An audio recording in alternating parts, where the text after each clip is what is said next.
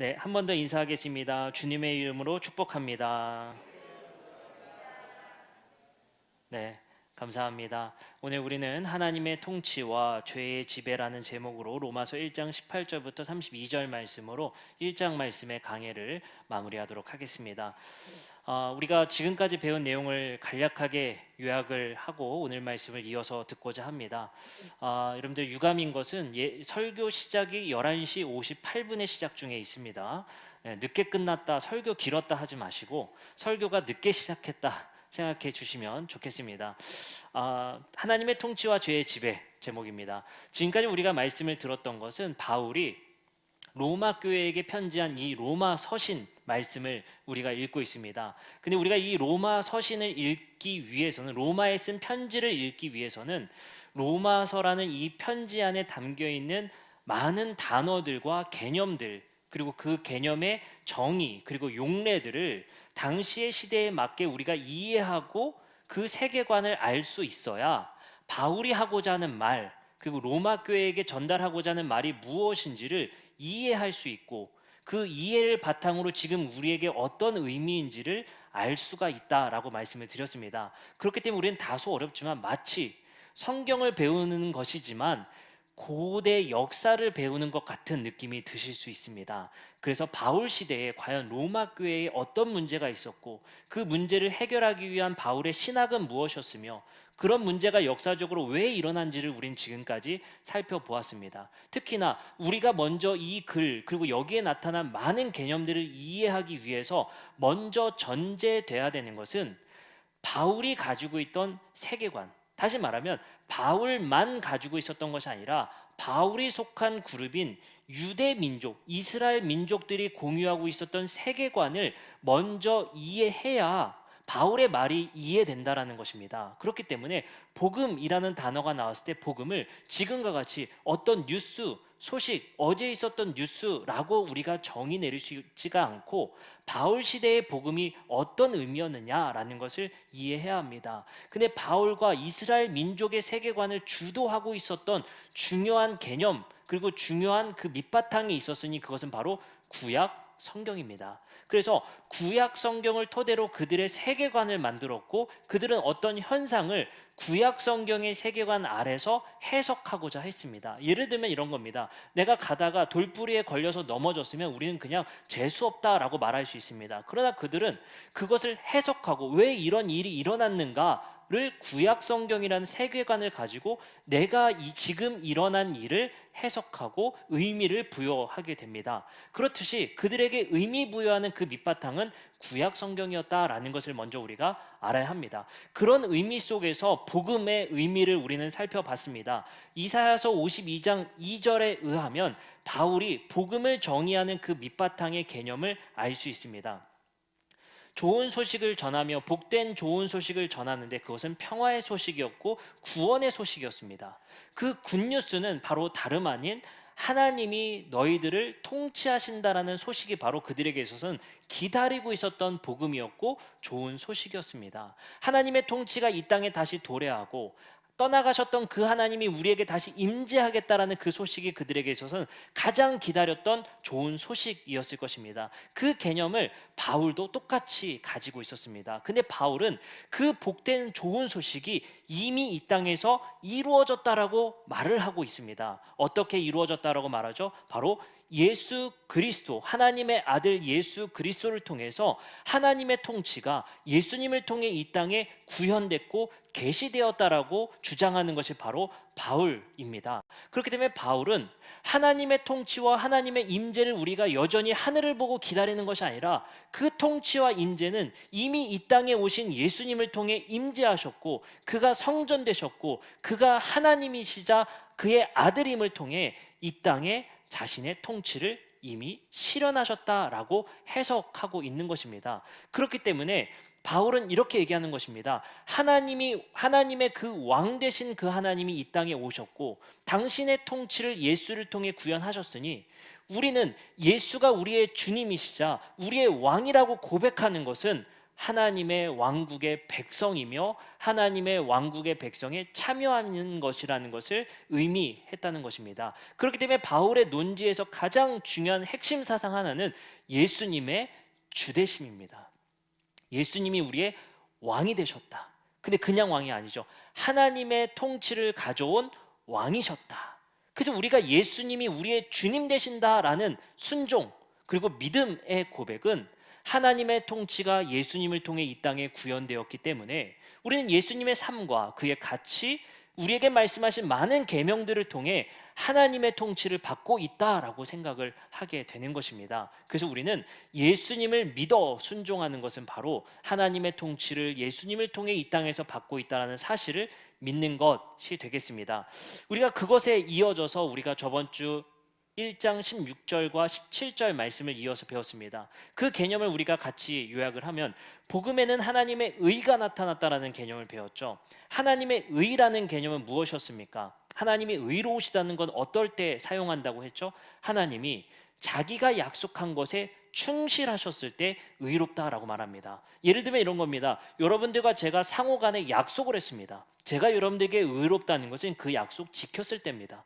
여러분들이 저에게 의롭다는 것은 여러분들이 저에게 한 약속을 지켰을 때입니다. 따라서 복음에는 하나님의 의가 나타났다는 것은 이런 의미가 되겠습니다. 하나님께서는 그들에게 왕이 되시기 위해 분명히 약속하셨습니다. 아브라함에게, 이삭에게, 야곱에게, 그리고 모세에게, 이스라엘 백성들에게 왕이 되시기에 약속하셨던 그 약속에 충실하시기 위해서 그는 의로운 행동을 했습니다. 그 약속에 충실한 행동을 하셨죠. 바로 예수 그리스도를 이 땅에 보내신 행동을 하셨습니다. 그것을 우리는 하나님이 당신의 한 약속에 충실하셔서 하나님 아들을 우리에게 보내셔서 그의 왕 되심을 실현하시고 약속을 이루셨다는 것입니다. 이것을 다시 한번 간략하게 설명드리면 이런 것입니다. 우리가 기다리는 거예요. 뭘 기다려? 하나님, 성전이 무너졌고 하나님이 안 계신데 하나님 당신이 도대체 아브라함과 이삭과 야곱에게 했던 그 약속은 뭡니까? 왜 침묵하십니까? 더 이상 계시도 없고 선지자도 없습니다. 도대체 하나님은 당신의 약속에 왜 불충실하십니까? 당신은 불의하신 분이 아니지 않습니까? 우리를 이렇게 부끄러움에 내버려 두시겠습니까? 라고 하나님께 항의하고 탄원하는 거예요. 그때 말씀에서 이렇게 말하는 겁니다.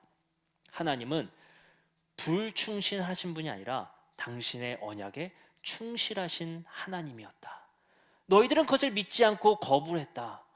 하나님은 의로우셨고 이미 당신의 약속에 충실하심을 너희들에게 계시하셨다. 그것은 바로 내가 너희들에게 임재하겠다는 약속, 내가 너희들을 통치하겠다는 그 약속을 내 아들을 통해 이루어 냈다라고 말씀하시는 겁니다. 그런 하나님을 두고 우리는 말하는 겁니다. 하나님은 의로우셨다. 하나님은 우리에게 신실하셨고 우리에게 하신 약속에 반드시 지키시는 하나님이다라고 고백하는 것이 하나님이 우리에게 의로우시다라고 표현하는 것입니다. 그 말씀에 이어서 이제 우리는 1장 18절부터 32절의 말씀에 도달하게 됐습니다. 근데 놀랍게도 1장 18절의 말씀은 1장 17절 하나님의 의로우신 계시, 하나님의 의로움을 드러내는 행동이었던 복음의 행동, 바로 예수님을 우리에게 보내주시고 하나님의 통치를 예수를 통해 구현하신 그 행동과 반대되는 불의에 대해서 말씀하시는 것이 바로 1장 18절입니다. 근데 오늘 이 말씀을 배우기 위해서 하나님의 원대한 성경 속에 나와 있는 계획을 먼저 이해하는 것이 중요합니다. 여러분들 잘 알다시피 하나님은 이 땅을 창조하셨습니다. 근데 그냥 창조하신 것이 아니죠. 이 땅은 공허했으며 혼돈 속에 있었습니다. 혼돈의 무질서 속에 있는 이 세상에 하나님은 빛과 어둠을 나누고 물과 물을 나누고 땅과 물을 나누시며 이 땅의 질서를 구현하셨습니다. 그리고 공허한 세상 속에 사람을 넣으시고 동물과 피조 세계를 넣으심으로 채우시게 됩니다. 그것이 바로 하나님의 창조였습니다. 하나님은 공허한 세상에 채우시고 무질서한 세상의 질서를 잡으시며 사람에게 명령하십니다. 너희는 내가 잡은 이 질서를 생육하고 번성하여 충만하여 이 땅을 다스려라. 그 질서를 확장하라라고 명령하십니다. 그러나 인간은 그 명령에 순응하지 못하고 선악과를 따먹음으로 말미암아 자기들의 질서를 세우게 됩니다. 그것은 인간의 욕망이었습니다. 하나님의 욕망을 이 땅에 구현하는 사람들이 아니라 자신들의 욕망을 이 땅에 점철시키기 위해 자신의 욕망을 이 땅에 세워나가기 시작합니다. 그 정점에는 바벨탑 사건이 있습니다. 이렇게 하나님의 질서를 인간의 타락으로 인해 무너뜨린 세상을 하나님은 그냥 두고 보시지 않습니다. 이 땅을 바로잡으시겠다 작정하십니다. 그것이 바로 아브라함아 부르신 사건입니다. 창세기 1장 28절 말씀에 우리에게 다스리라는 명령에 불순종했던 인간에게 그것을 포기하지 않으시고 하나님은 아브라함을 부르셔서 이렇게 말씀하시고 약속하십니다. 12장 2절부터 3절입니다. 내가 너로 큰 민족을 이루고 내게 복을 주어 내 이름을 창대하게 하리니 너는 복이 될지라. 너를 축복하는 자에게 내가 복을 내리고 너를 저주하는 자에게 내가 저주하리니 땅의 모든 족속이 너로 말미암아 복을 얻을 것이라 하신지라. 하나님은 작정하시고 약속하셨습니다. 아브라함을 너를 통해 내가 창조한 이 세상을 회복하겠노라 약속하십니다. 이 약속은 출애굽기 6장 7절에 의해서 조금 더 현실화되고 가시화됩니다. 이스라엘 백성들에게 이렇게 말합니다. 너희를 내 백성으로 삼고 나는 너희의 하나님이 되리니 나는 애굽 사람의 무거운 짐 밑에서 너희를 빼낸 너희의 하나님 여호와인 줄을 너희가 알지라. 하나님은 이스라엘 백성들을 구원하셔서 그들을 백성 삼으시고 그들의 왕이신 하나님으로 다시 질서를 잡으시겠다는 약속을 실현하십니다. 그렇기 때문에 하나님은 이스라엘 백성들을 이제 구원하셔서 그들의 본래 창조의 질서였던 하나님이 왕 되시고 인간이 그들의 백성이 되는 그 질서를 바로 잡으시고자 합니다. 이 질서의 계획 속에 이스라엘은 어떻게 했습니까? 하나님의 이 작정하신 계획에 이스라엘은 순응하고 신실하게 응답한 것이 아니라 이스라엘은 불신실함으로 응답합니다. 그리고 하나님과의 그 약속에 불충실하게 됩니다. 그래서 우리는 이 결론을 잘 알고 있습니다. 하나님이 작정하신 이 계획이 실패로 돌아가는 듯이 구약 성경이 끝나고 맙니다. 여기서 우리는 질문합니다. 그러면 하나님의 계획은 폐기되는가? 아브라함에게 약속하셨던 하나님이 왕 되시고 우리가 백성 되며 인간과 인간 사이에 돕는 베필로소의 본래의 그 자연의 조화와 피조 세계와 우리와의 관계의 그 질서 정연한 세상에 대한 하나님의 회복의 계획은 이제 폐기되는가? 우리는 질문할 수밖에 없습니다. 그때 우리는 이러한 말씀을 듣게 되는 겁니다. 하나님은 의로우셨다. 그의 아들을 보내셔서 당신의 왕되심을 이루셨고 우리를 백성으로 끝끝내 삼으십니다. 이제 하나님의 창조 세계에 부여했던 그 질서를 회복하기 위해 우리에게 그 사명을 주십니다. 피조 세계를 회복하고 다시 생육하고 번성하여 다스리라. 우리는 하나님의 어떻게 보면 정원사의 역할로서 이 땅에서 하나님의 통치를 구현하며 하나님의 통치를 적극적으로 순종함으로 말미암아 이 땅에 하나님의 통치와 하나님 나라의 질서를 만드는 이들입니다. 근데 놀랍게도 오늘 말씀 우리가 함께 본 로마서 1장 18절의 말씀은 그거와 적대시되는 행동들을 우리에게 보여주고 있습니다. 그것이 무엇인지를 우리가 함께 살펴봤으면 좋겠습니다. 로마서 1장 18절 말씀입니다. 하나님의 진노가 불의로 진리를 막는 사람들의 모든 경건하지 않음과 불의에 대하여 하늘로부터 나타나나니. 이 말씀은 이렇게 해석해 볼 수 있겠습니다. 하나님의 심판은 어디로부터 오는가? 하늘로부터 옵니다. 근데 그 심판의 그 내용은 이렇습니다. 불의로 진리를 막는 사람들의 경건하지 않음과 불의에 대하여 나타난다라고 말합니다. 그럼 여기에서 불의로 진리를 막는 것 무엇이라 말을 해야겠습니까? 아까 우리가 말했죠. 불의의 반대는 뭐예요? 의로움입니다. 의로움. 아까 의로움은 뭐라고 했죠? 하나님과의 약속에 충실한 행동. 그것이 의로움이라고 했습니다. 불의라는 것은 그러면 어떻게 말할 수 있겠습니까? 하나님과의 그 약속에 불충실했던 이스라엘 포함 모든 인간들을 말하는 것입니다. 그들은 어땠습니까? 경건하지 않음과 불의에 대하여 이 땅에서 살아갔던 자들입니다. 근데 그 예시들을 이제 드는데 그 예시들 하나하나를 제가 여러분들에게 설명드리기보다는 그 중요한 내용 메시지를 여러분들이 보셨으면 좋겠습니다. 왜냐하면 보세요. 하나님의 의로움은 뭐라고 했어요? 이 땅에 자신이 약속했던 그 계획을 질서를 바로잡기 위한 하나님의 열심이라고 했어요. 그것에 지독하리만큼 충실하셨어요. 근데 우리가 불의하다는 건 뭐예요? 그 질서를 회복하시겠다는 그 하나님의 적대시에서 계속 무질서를 창출하는 게 불의예요. 그 반대되는 행동들이. 아시겠죠? 그러니까 바울은 오늘 본문을 통해서 그 하나님의 질서를 잡으시려는 그 행동에 적대시되는 무질서를 창출해내는 인간들의 중요한 예시들을 담고 있는 거예요. 근데 제가 여러분들께 이렇게 설명드린 이유는 뭐냐면요, 여기서 나오는 예시들이 지금 현대에도 똑같이 1대1로 보기는 어렵다는 거예요. 왜냐?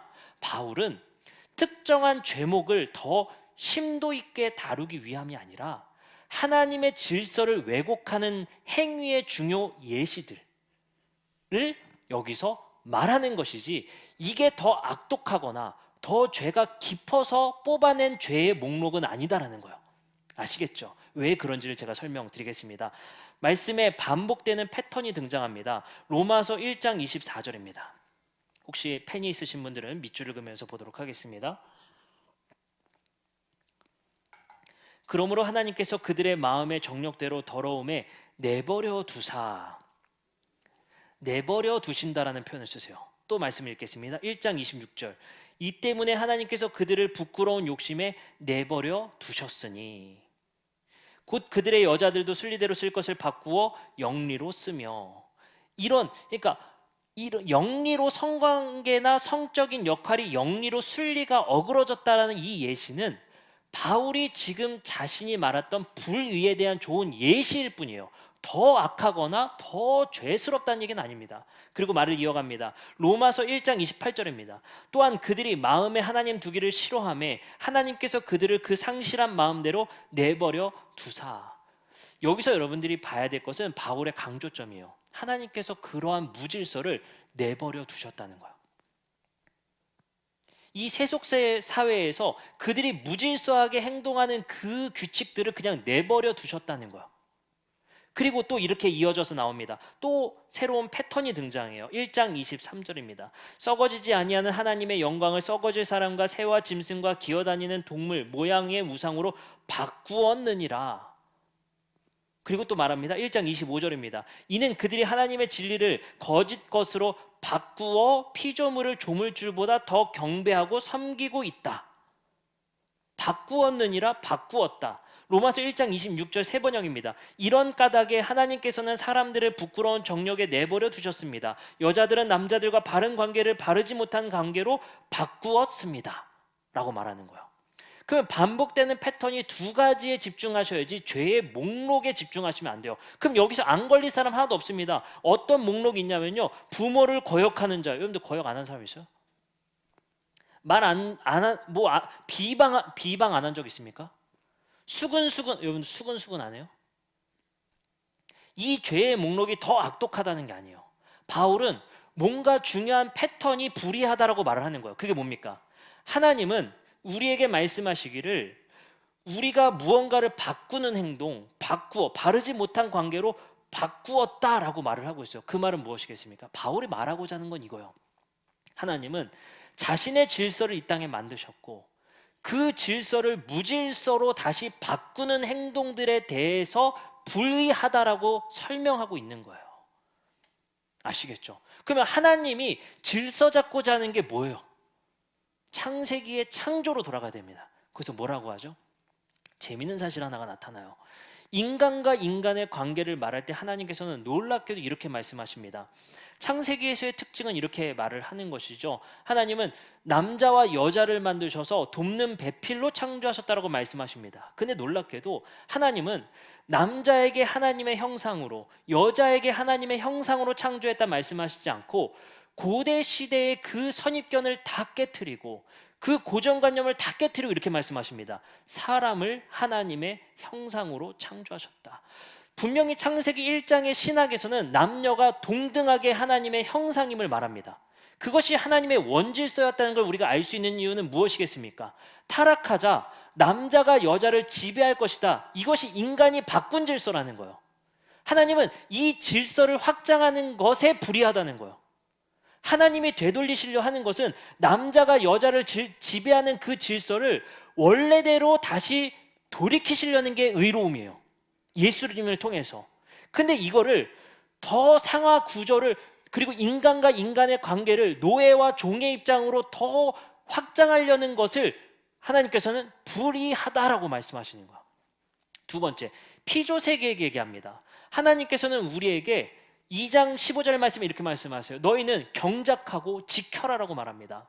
우리는 때로는 생육하고 번성하여 충만하여 다스려라 정복하라는 말에 정복에만 꽂혀가지고 이 피조세계와 자연환경을 마음대로 해도 되는 그런 허락으로 생각하는 경우가 많아요. 그런데 그렇지 않습니다. 하나님께서 말씀하신 이 명령은 하나님이 가꾸신 그 에덴 동산을 우리가 가꾸고 지키고 이것을 경작하는 정원사의 역할로서 우리에게 주신 겁니다.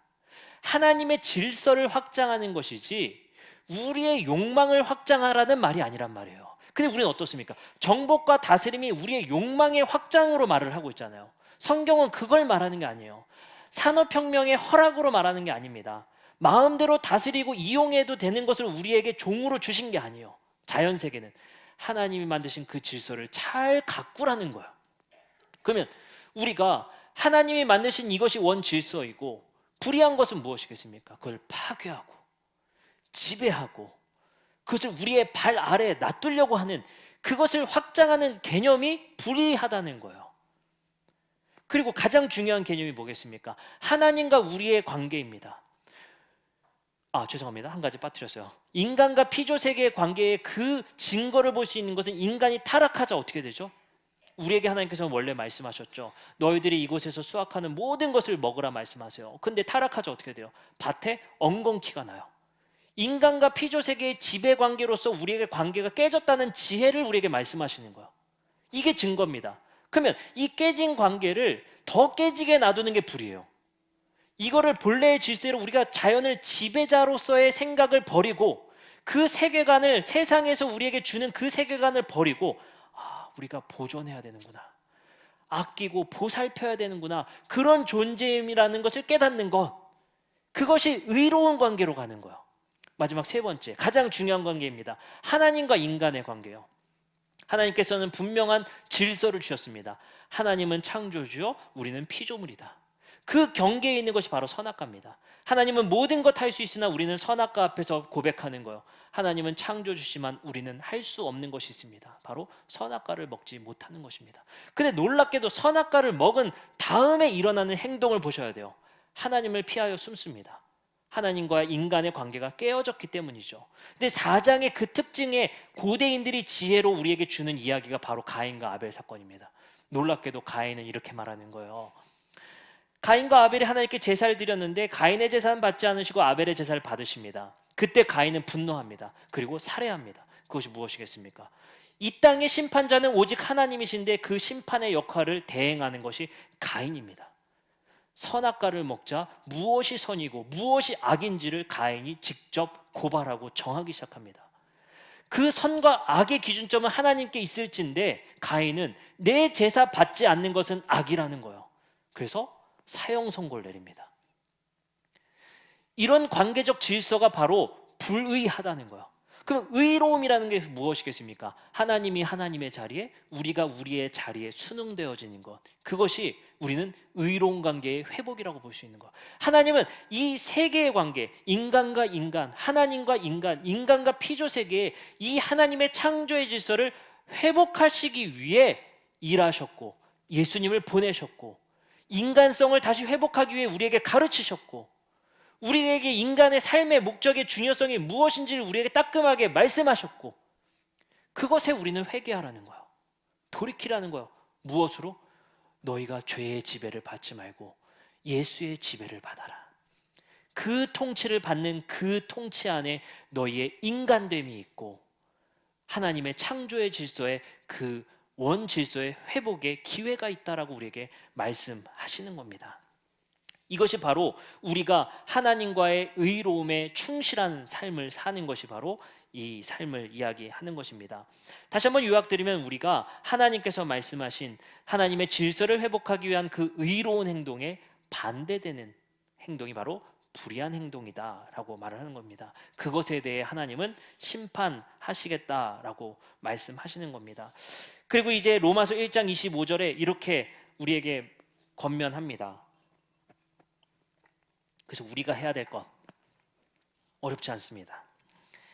의로운 행동하자, 당연하겠죠. 하나님의 의로운 행동에 함께 동역하자, 충실하자, 그것이 맞습니다. 근데 이렇게 말합니다. 1장 25절, 이는 그들이 하나님의 진리로 거짓 것으로 바꾸어 피조물을 조물주보다 더 경배하고, 이것이 하나님과 우리의 관계를 바꾸어 버렸다는 거예요. 이거를 다시 원상복구하는 게 하나님의 의로운 행동이고, 그렇게 말합니다. 너희가 해야 될 것은 주는 곧 영원히 찬송할 이시로다, 이것을 깨달으라는 거예요. 하나님이 우리의 왕 되시는 것을 너희가 인지하고 깨달으라는 것입니다. 그것이 선행될 때에 하나님이 창조하신 이 세계의 질서를 회복하는 역할로서 우리를 사용하시고 생육하고 번성하여 충만한 삶을 살아가게 되는 것입니다. 그렇기 때문에 우리는 이 땅에서 복음을 전한다라는 것은 우리 함께 구원열차 티켓 끊는 것이 아니라, 이 땅에서 복음을 전한다는 것은 예수의 주되심에 함께 순종하자는 것입니다.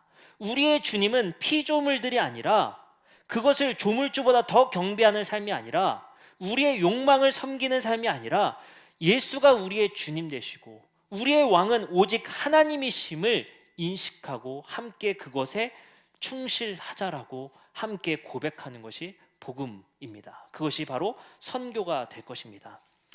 하나님의 지배를 받는 의인과 그리고 그것에 대조되는 죄의 지배를 받는 불의한 자들에 대한 대조가 바로 오늘 본문 말씀입니다. 그리고 그 대조의 불이라는 것은 하나님의 질서의 회복에 반대로 역행하는 행동들. 그래서 여러분들 이렇게 생각하셔야 돼요.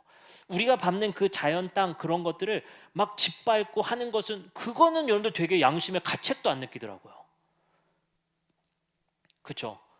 그거는 하나님이 회복하시려는 그 피조세계의 질서를 역행하는 행동이란 말이에요. 그것에 우리는 반대할 수 있어야 되는 거예요. 아시겠죠? 하나님의 열심에 함께 충실한 삶을 살아야 합니다. 하나님은 지금 열심히 일하시는 게 뭐예요? 인간과 인간의 관계의 회복을 원하시는 거예요. 하나님은 너희들을 그렇게 창조하지 않았다는 거예요. 인간과 인간의 상호작용에 돕는 배필의 원뜻을 우리가 기억하라는 겁니다. 남자와 여자, 주종의 관계가 아니라. 바울이 뭐라고 권면합니까? 너희들은 피차 복종하라. 이 말은 쏙 빼놓고 남자는 여자의 머리니라, 그 다음 절만 보게 된단 말이에요. 그것이 유교적 질서니까. 그건 유교적 세계관이에요. 하나님께서 우리에게 가르쳐 주신 세계관은 남녀 간의 주종적 질서가 아니라 평등의 질서로 회복해야 되는데, 이 세상의 세계관은 그것에 반대에 역행하는 것으로 지배하고 있는 것이잖아요. 근데 그것에 순응해서 우리는 더 폭력적으로 남성과 여성의 그 역할을 더 역행한다? 그것은 우리가 불의한 행동이라는 거예요. 그것이 하나님께서 우리에게 말씀하신 불입니다. 그리고 이것에 우리가 아까 말을 했던 가장 중요하다고 말씀드렸던 하나님과 우리 인간의 관계, 우리의 창조주인 조물주보다 피조물을 경배하는 일들, 그것을 무엇으로 우리가 이 땅에서 구현되고 있습니까? 하나님보다 돈을 더 우상화하는 삶을 우리가 살고 있지 않습니까? 제가 이번에 2021년도에 퓨 리서치에서 조사한 통계를 보고 참 흥미로운 점을 발견했습니다. 리서치 사진을 한번 보여주시면 이렇게 너무 조그매서 안 보이죠? 그냥 색깔만 보세요. 파란 하늘색으로 쳐져 있는 그것이 첫 번째 선택지인데, 무엇을 질문했냐면요, 우리 인생의 가장 중요한 것에 대한 조사였습니다. 근데 놀랍게도 대부분 하늘색으로 쓰여 있죠. 예, 그 하늘색이 무슨 주제로 대부분 1순위로 픽했냐면요, 대부분의 나라들이 패밀리였어요. 가족이 우리의 인생에서 가장 중요하다라고 대부분의 선진국의 나라들이 그렇게 선택을 했다는 거예요. 근데 참 재밌는 것이, 우리나라는 무엇을 선택했느냐가 가장 중요하지 않겠습니까? 그것을 패밀리가 아닌 선택지를 선택한 나라가 딱 3나라였어요. 첫 번째 스페인, 두 번째 한국, 세 번째 대만이었습니다. 스페인은 뭘 선택했냐? 헬스였어요. 건강. 네. 두 번째 대만은 뭘 선택했냐? 소셜이었어요. 사회가 중요하다. 확실히 중국의 그 사상이 같이 함께 맞물려 있는 것 같습니다. 공동체가 중요하다라고 말합니다. 그러면 가장 중요한 세 번째, material well-being 이렇게 얘기하는 거예요. 물질적 행복. 그것을 1순위로 픽했습니다. 당연한 결과라고 보여져요. 근데 이것보다 더 중요한 충격적인 결과가 나타납니다. 다음 페이지에 보면 이런 결과가 나타나요. 압도적으로 그래프가 맨 위에 있는 게 우리나라예요. 사우스 코리아. 근데 몇 퍼센트를 선택했냐? 62%라는 통계가 나오는데 이 통계의 질문이 되게 재밌어요. 62%의 통계가 뭔지 아세요? 대한민국 이 선택지, 아까 가졌던 패밀리를 선택하든 물질적 행복을 선택하든 뭐 프렌드를 선택하든 그거는 여러분들 복수 선택이 가능했습니다. 근데 대한민국의 62%는 1위였던 물질적 행복만 선택했습니다. 그 말이 무엇이겠습니까? 대한민국의 세계관은 돈만 있으면 돼. 가족보다, 친구보다, 사회보다 돈이야. 우리는 하나님께서 로마서에 말씀하신 조물주보다 피조물을 더 경배한다라는 말, 그것이 무엇이겠습니까? 우리의 인생의 목적과 우리가 바라보고 살아가는 그 목적의 1위가 분명하게도 우리는 물질적 행복으로 나타나고 있다는 거예요. 그 세계관이 내가 교육받은 것에서 그 세계관이 일어나는 것인지, 어떤 환경 때문에 일어나는 것인지, 내가 마주하는 가족에서의 교육 때문인지 무언가 환경으로부터 우리는 그 세계관을 계속 주입받는 겁니다. 플렉스 하자는 거예요. 그것이 우리의 인생의 목적인 마냥 그것을 쫓아갑니다. 완전히 우리의 옆을 막아놓고 어떻게 우리를 경주마로 이끄느냐? 저 아파트가 너에게 70세에 네 아파트만 되면 돼. 우리의 인생의 목적이 그것입니까? 그 아파트 한 채를 결국엔 내 소유 만드는 것이 우리의 인생의 끝입니까? 80에 그것이 내 아파트 되면 어떤 행복이 나에게 찾아오는 것입니까? 우리는 근본적인 물음을 하지 않을 수가 없다는 거예요. 근데 이런 세계관이 영유아 아동들에게도 강요되어지고 있는 거예요. 많은 매스컴들과 많은 교육과 환경들이 이것을 예배하게 만든단 말이에요. 우리를 소비주의로, 우리가 물질 만능주의로 우리에게 모든 것의 세계관을 많은 것들의 환경 속에서 우리에게 주입하고 있는 것입니다. 우리는 그런 거 배운 적 없어 라고 말하죠. 우리가 언제 그런 걸 교육받았어 라고 말하죠. 근데 우리도 모르게 많은 매체들과 많은 생활의 환경 속에서 그것이 우리의 세계관으로 자리 잡고 있는 중이라는 거예요. 놀랍게도 저희 조카 얘기를 한 가지 해드리고 싶어요. 저희 조카 얘기를 듣고 제가 충격을 받은 얘기가 있습니다. 조카가 이런 얘기를 하는 거예요. 아빠 차 좀 바꿨으면 좋겠다고. 저희 형님이 변호사잖아요. 변호사인데 이런 차를 타고 다니냐고 막 얘기를 하는 거예요. 그래서 저한테 그걸 막 항의를 하더라고요. 그래서 왜 그런데 얘기를 했어요. 옆집 몇 동에 사는 누구 초등학교 동창은 BMW를 타고 벤츠를 타고 뭘 타고 초등학교 1, 2학년생들이 아빠의 차 브랜드를 다 알아요. 그것이 사회적 지위라는 걸 초등학교 1학년생들이 알더라는 거예요. 내가 아파트 평수에 몇 평 사는 것이 사회적 지위이고 내가 그것으로 얼마나 자존감을 높일 수 있는지 아이들이 그것으로 기준 삼고 있다는 거예요. 그거 아이들이 스스로 깨달은 겁니까? 우리 어른들의 행동과 사고가 그래서 아이들이 배우는 겁니까? 이 세계관 안에서 우리 아이들을 키운다는 게 너무나도 비극이에요. 우리 아이들의 인생의 목적이 물질적 행복이라는 사실이, 이런 비극 속에서 살아갈 때 고대인들의 이사야서의 지혜로 우리에게 이렇게 말씀하십니다. 6장 9절부터 10절입니다. 여호와께서 이르시되 가서 이 백성의 이르기를 너희가 듣기는 들어도 깨닫지 못할 것이요 보기는 보아도 알지 못하리라 하여 이 백성의 마음은 둔하게 되며 그들의 귀가 막히고 그들의 눈이 감기게 하라. 염려하시건대 그들이 눈으로 보고 귀로 듣고 마음으로 깨닫고 다시 돌아와 고침을 받을까 하노라 하시기로. 43장 8절에 이렇게 말합니다. 눈이 있어도 보지 못하고 귀가 있어도 듣지 못하는 백성을 이끌어내라. 하나님은 이스라엘 백성들의 특징을 이렇게 지금 묘사하고 있어요. 눈이 있어도 보지 못하고 귀가 있어도 듣지 못하고 있다는 거예요. 근데 이 특징이 어디서부터 기원한 줄 아세요? 하나님은 일관되게 이렇게 말하세요. 너희들이 섬기는 그 피조물들은 생명이 없는 것들이야. 너희들이 섬기는 저 산당과 신당은 생명이 없는, 보지 못하는 것들이고 듣지 못하는 생명체가 아니라고 하나님 말씀하십니다. 그러기에 너희가 보기는 보아도 보지 못하고 듣기는 들어도 듣지 못하는 저 피조물들을 섬기면 너도 닮아간다. 하나님 말씀하시는 거야. 너희가 예배하는 것이 된다. 다시 말씀드리면 이렇게 되는 거야. 너희가 예배하는 것을 닮아간다. 우리가 주인 삼은 것을 닮아간다는 거예요. 우리가 주인 삼고 우리가 경배하는 것이 우리의 삶의 목적과 이유가 아파트 한 채라면, 돈이라면 우리는 그 속성을 닮아가게 됩니다. 그것이 하나님께서 2000년, 4000년 전에 이스라엘 백성들에게 주신 지혜가 지금 여전히 통용되는 악이고 불이라고 우리에게 말씀하시고 있는 것입니다. 그래서 하나님은 우리에게 이렇게 말씀하시는 거죠. 너희는 마음으로 깨닫고 다시 돌아오라. 이 세상을 감찰하시고 아픈 이들의 그 목소리에 귀 기울이시고 이 세상을 돌보시는 하나님을 예배할 때 세상을 돌볼 수 있는 눈을 얻습니다.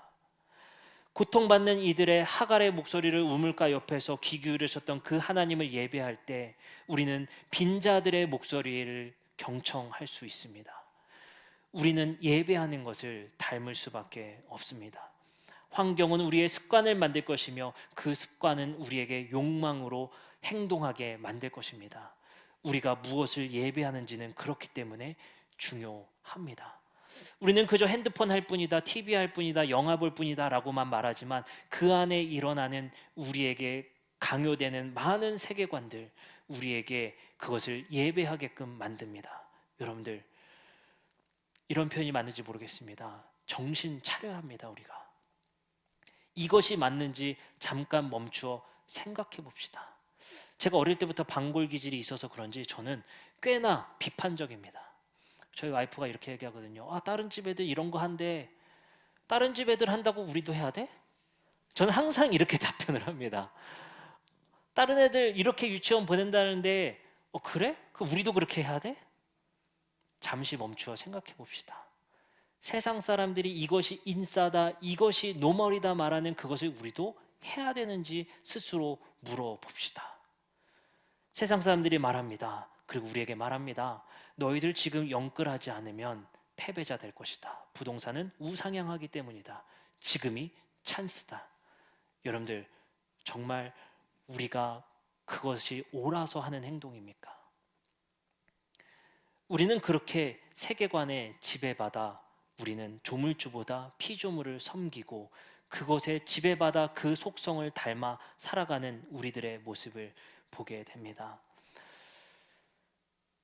참 어려운 시대를 사는 것 같습니다. 이제 오늘 말씀을 마치면서 다시 오늘 처음 예배의 시작의 자리로 돌아갑니다. 어제의 참사를 보면서 우리 스스로가 마음속으로 고민이 생기고 고통 속에 아침을 맞이했을 것 같습니다. 어제 밤중에 저는 그 소식을 접하고 본래 토요일날 잠을 잘 못 자기 때문에 그 뉴스를 보며 밤을 지새웠습니다. 머리가 하얘지고 정말 이것을 어떻게 해야 될지, 그리고 오늘 우리가 예배 안에서 어떻게 이것이 우리에게 의미되어질지 참 고민도 많았습니다. 근데 참 제가 슬프고 고통스러웠던 것은 그 참사 사건에 달리는 많은 비인간적인 댓글들이었습니다. 죽을만 했다.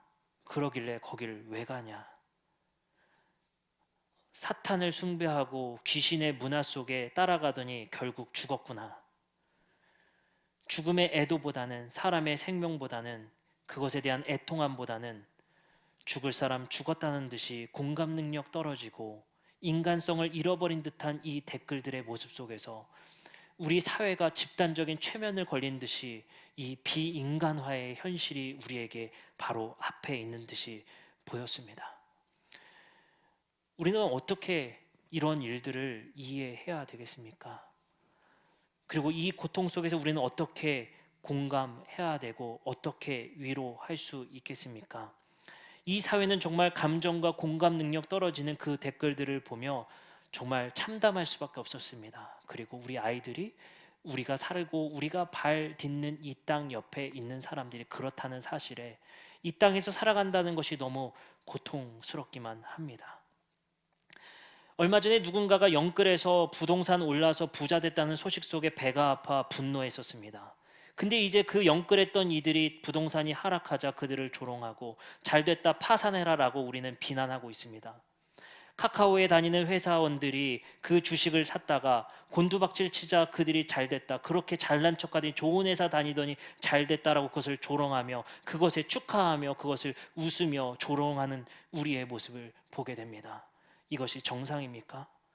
지나친 비교의식을 조장하는 사회 속에서 우리의 행복이 아니라 옆 사람이 인싸의 행동을 하면 그 인싸의 행동을 따라가지 못하며 박탈감을 가지며 가난 속에 갇혀 사는 우리의 모습이 정상입니까?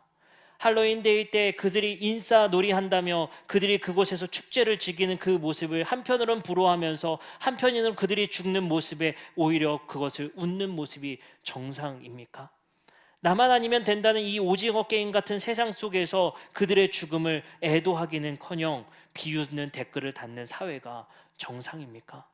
그리고 우리 기독교는 정상입니까? 그들이 하나님의 심판받았다, 그들이 그런 귀신 문화를 즐기고 조롱하더니 그렇게 살더니 결국엔 주일날 예배드리는 그 전날 그렇게 축제를 즐기더니 그들은 하나님의 심판을 받았다 말하는 기독교가 정상입니까?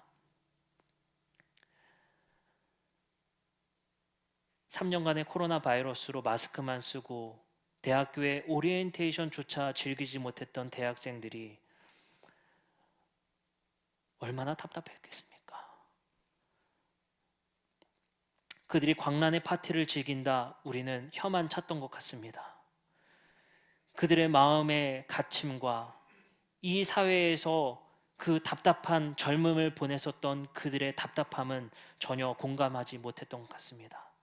그들의 탈출구를 찾지 못하는 모습을 우리는 공감하지 못했던 것 같습니다. 그저 그들이 그곳에 모여 광란의 파티를 즐기고 있는 것에만 손가락질하고 그것의 죽음에 당연하다는 듯이 비웃는 그 세계관은 도대체 어디로부터 오는 것입니까? 우리는 죄의 지배를 받고 있는 것 아닙니까? 이 세상은 죄의 지배를 받고 있는 것이 분명해 보입니다. 이것은 분명 정상이 아닙니다. 하나님이 창조한 이 세상에 그 어떤 죽음과 그리고 그 어떤 이러한 참사에 우리가 반응해야 될 것은 이 무질서한 세상 속에 우리가 무엇을 해야 할지 그리고 어떻게 위로하고 다가가야 할지를 우리가 고민해야 되는 것이 정상일 것 같습니다. 혹여나 우리의 마음속에 그것을 어떻게 보면 젊은이들이, 청춘들이 그렇게 질서 없이 놀다가 죽었다라고 그들을 탓하려는 마음이 있었다면 거둡시다. 그들이 답답했던 그 삶을 한번 돌아보고 우리 교회가 그들이 탈출구 없이 아웃풋 없이 살아가는 그 스트레스를 풀 수 없는 그 청춘들의 그 마음을 어떻게 함께 공감하고 이끌어 줄지를 함께 고민하는 우리가 되었으면 좋겠습니다. 여러분들, 우리 복음을 통해 하나님의 왕되심을 회복을 통해 인간성을 회복합시다. 우리의 마음과 하나님이 우리의 창조하신 사람다움을 회복합시다. 이제 우리 함께 찬양하고 기도하며 오늘 말씀을 마치겠습니다.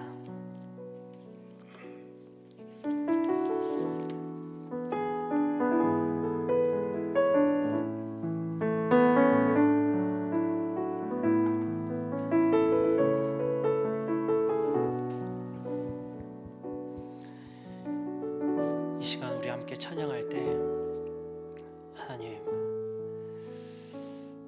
우리가 닿을 듯 말 듯 손을 뻗어 붙잡고자 하는 것이 도대체 무엇입니까? 그것이 우리의 당근이 되어 인생의 목적으로 삼고 우리의 삶을 그것에 올인하는 그 주체가 무엇입니까? 주님, 이 시간 우리가 다시 한번 우리의 삶을 돌아보고 하나님의 창조의 질서와 우리의 사람됨을 돌아봅니다. 주님, 어제의 참극을 다시 한번 우리의 마음에 담아 그 유가족을 위로하여 주시고, 안전이 지켜지지 못했던 그 잘못된 질서들에 다시 한번 우리가 생각하게 하여 주시고, 청춘들의 외침을 듣게 하여 주시고, 그들의 답답한 마음을 함께 듣고 함께 도울 수 있는 것이 무엇인지를 고민하는 교회 되게 도와주시옵소서. 이제 우리 함께 찬양하고 함께 신실하신 하나님 앞에 간구하며 나아갑시다.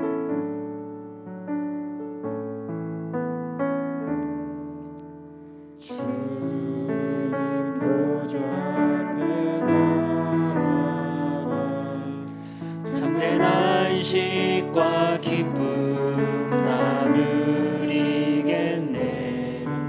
경배하며 주의 얼굴 구할 때 신실하신 주님 찬양. 다시 한번 고백하겠습니다. 주님 보좌 앞에 나아가, 주님 보좌 앞에 나아가 참된 안식과 기쁨 나누리겠네. 경배하며 주의 얼굴 구할 때 신실하신 주님 찬양해. 신실하신 하나님, 신실하신 주, 나의 주 하나님은 신실하신 주님. 기도 들으시는 하나님,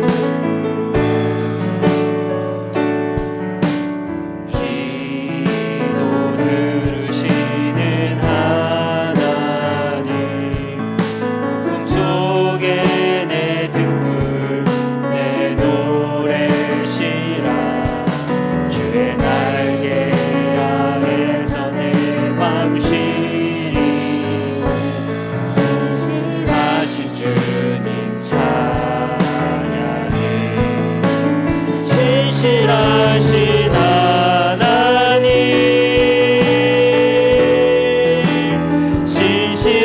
신실하신 주, 나의 주 하나님은 신실하신 주님. 이 시간 우리 함께 기도하며 나아갑시다. 이 시간 우리 함께 마을 모아 함께 기도하실 것은, 우리가 주인 삼고 있는 것이 무엇입니까? 우리가 예배하는 것을 닮아간다라는 그 하나님께서 우리에게 주신 지혜를 기억하게 하여 주시옵소서.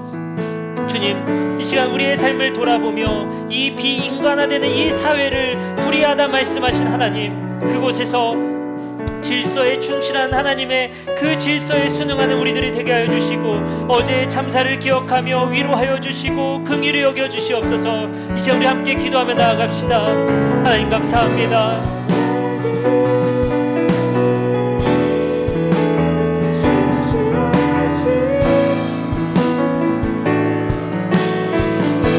하나님, 우리의 마음에 품고 있는 그 마음의 의미를 거두어 주시옵소서. 함부로 해석하거나 함부로 의미를 부여하기보다는 그저 우리가 침묵하고 그곳에 우리가 위로의 마음을 전할 수 있도록 주님 도와주시옵소서. 이 세상의 그 질서에 우리에게 강요되는 그 세계관으로부터 우리가 나아오게 하여 주시고, 우리가 생각하게 하여 주시고, 주체적인 하나님의 신앙생활을 가질 수 있도록 주님 도와주시옵소서.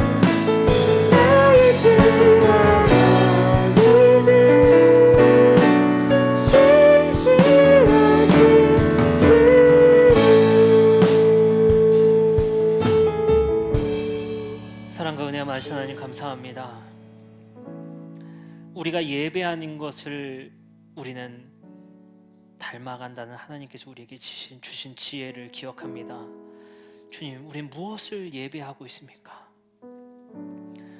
우리가 돈을 숭배함으로 말미암아 비인간화되는 이 사회의 모습을 보게 됩니다.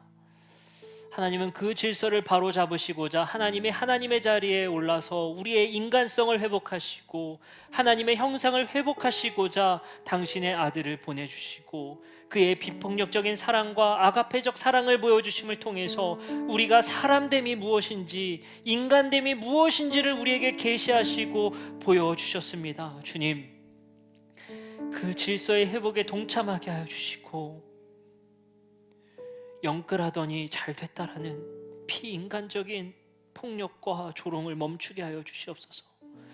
남의 불행에 웃으며 그것을 기뻐하는 모습에 우리의 모습의 비인간성을 보게 됩니다. 주님, 우리는 무엇의 지배를 받고 있습니까? 이 세상에 우리를 지배하는 많은 세계관들과 환경들이 많은 것들을 우리에게 강요하고 있으며 우리가 생각하지 않고 우리가 멈추어서 비판해 보지 못하고 주체적으로 이 신앙생활을 끌고 나가지 못한다면 우리 역시 생각 없이 이 세상의 소망에 따라 살아가게 될 것입니다. 주님, 잠시 멈추어 생각할 수 있는 마음 허락하여 주시고 무엇이 잘못됐는지를 깨달음으로 우리 다음 세대들에게 그것이 삶의 목적이며 목표가 아님을 말할 수 있는 우리 모두가 되게 하여 주시고 우리의 삶이 그러지 않게 하여 주시옵소서. 주님, 어제의 참사를 묵상합니다. 주님, 섣부른 의미 부여나 섣부른 해석보다는 묵묵히 침묵하여 어제의 참사를 함께 슬퍼하는 마음 허락하여 주시옵소서. 주님, 탈출구와 해방구가 없었던 그 청년들의 놀이에 우리 어른들은 무엇이라 생각했습니까? 그런 문화를 문란하다, 그것은 소돔과 고모라의 문화다라고 정죄하기만 바빴던 우리의 모습은 그것을 함께 슬퍼할 수 있는 자격이나 됩니까? 하나님, 외면했던 청년들의 문화와 외면했던 청년들의 삶의 자리를 다시 한번 공감하며 그들의 삶의 자리 안에서 함께 손을 잡으며 함께 나아갈 수 있도록 주님 도와주시옵소서. 주님, 유가족을 위로하여 주시고 사고의 수습과 부상자들이 속히 회복되어질 수 있도록 주님 도와주시옵소서. 주님, 그리고 많은 정치인들이 이것을 자신들의 정치에 이용하지 않고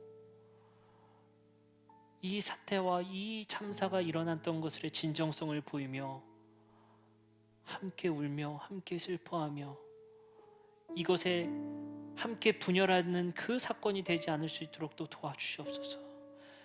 예수 그리스도의 이름으로 기도드립니다. 아멘.